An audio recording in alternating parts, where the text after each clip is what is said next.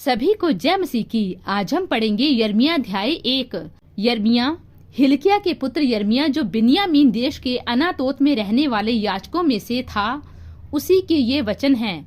यहोवा का वचन उसके पास आमोन के पुत्र यहूदा के राजा योशिय्याह के दिनों में उसके राज्य के 13वें वर्ष में पहुंचा। इसके बाद योशिय्याह के पुत्र यहूदा के राजा यहोयाकीम के दिनों में और योशिय्याह के पुत्र यहूदा के राजा सिदकिय्याह के राज्य के 11वें वर्ष के अंत तक भी प्रकट होता रहा, जब तक कि उसी वर्ष के 5वें महीने में यरूशलेम के निवासी बंधुआई में ना चले गए। यिर्मयाह का बुलाया जाना। तब यहोवा का यह वचन मेरे पास पहुंचा।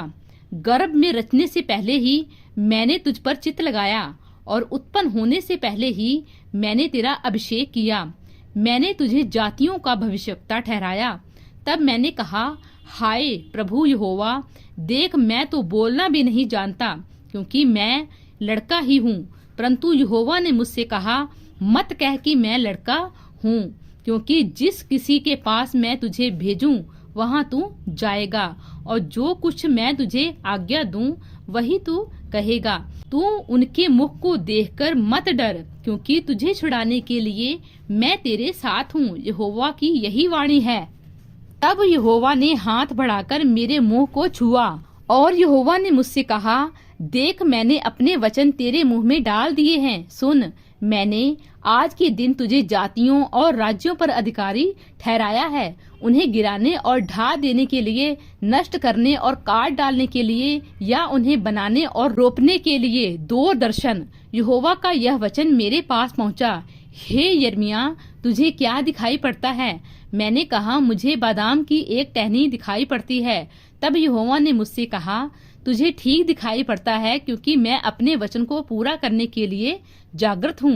फिर यहोवा का वचन दूसरी बार मेरे पास पहुंचा, और उसने पूछा, तुझे क्या दिखाई पड़ता है? मैंने कहा, मुझे उबलता हुआ एक हंडा दिखाई पड़ता है, जिसका मुंह उत्तर दिशा की ओर से है।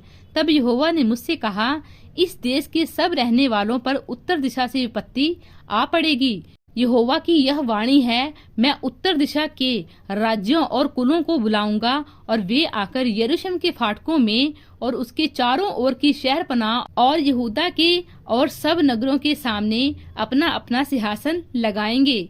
उनकी सारी बुराई के कारण मैं उन पर दंड की आज्ञा दूंगा, क्योंकि उन्होंने मुझे त्याग कर दूसरे देवताओं के लिए धूप जलाया और अपनी बनाई हुई वस्तुओं को दंडवत किया है। इसलिए तू अपनी कमर कस कर उठ, और जो कुछ कहने की मैं तुझे आज्ञा दूं वही उनसे कह।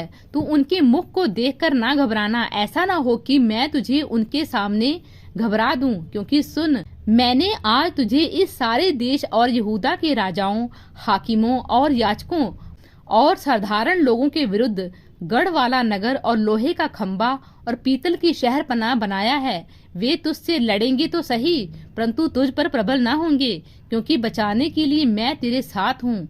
यहोवा की यही वाणी है। प्रभु इन वचनों द्वारा आपको बहुतायत से आशीष दे। आमीन।